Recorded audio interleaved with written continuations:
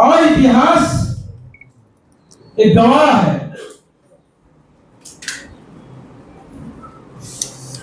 कि जब अटल बिहारी वाजपेयी जी की सरकार बनी, गठबंधन की सरकार, एनडीए गठबंधन की सरकार 22 या 23 पार्टियों को एकत्रित करके सरकार बनी थी, लेकिन काम करने की इच्छा शक्ति थी। वो कोई राजा परिवार से नहीं आए थे। जनसंघ संघ परिवार भारतीय जनता पार्टी के मैनिफेस्टो, पंडित दीनदयाल उपाध्याय, श्यामा प्रसाद मुखर्जी की विचारधारा को पढ़ के तब देश का प्रधानमंत्री बने थे। और उतने बड़ी गठबंधन सभी दलों को एक साथ जोड़कर गठबंधन का सरकार चलाना, और उसमें भी भारत की आत्मा जो चाहती थी उस काम को कर लेना, ये भारतीय जनता पार्टी एक कार्यकर्ता ही कर सकता है।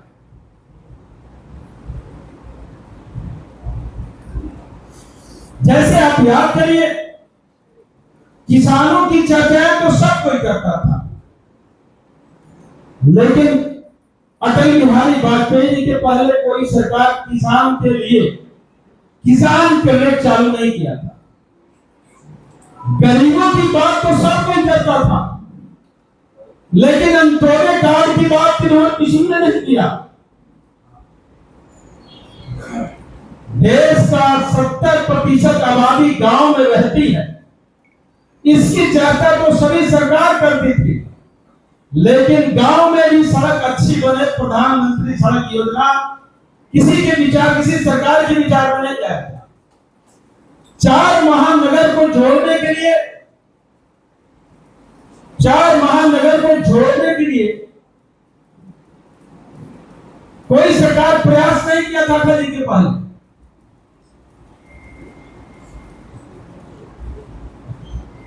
बहुत दिनों से भारत के अंदर शक्ति था, लेकिन कोई साहस नहीं कर पाता था कि पूरे विश्व में भारत की शक्ति की पहचान दिला सके। परमाणु परीक्षण उन्होंने ही किया था। जब कोई काम ऐसा कर सकता है तो पंडित दीनदयाल उपाध्याय और श्यामा प्रसाद मुखर्जी जी का विचारधारा से को पढ़ के और संघर्ष करके आया ही व्यक्ति कर सकता है। और बीच में सरकारें बनी थी, 2004 से 14 तक मनमोहन जी की सरकार बनी थी, हम सब लोग जानते हैं। लेकिन वो कालखंड जो 10 साल का था, भारत की गाड़ी कमाई, कोई ऐसा print media, electronic media, press का न्यूज नहीं होता था। जब बैठ के टीवी खोल के देखिए या पेपर उठा के, मैगजीन उठा के पढ़िए, तो बिना घोटाला का चर्चा नहीं होता था।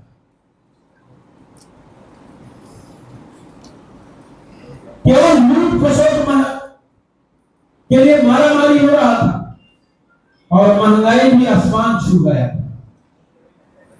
लेकिन जब पूरे देश की जनता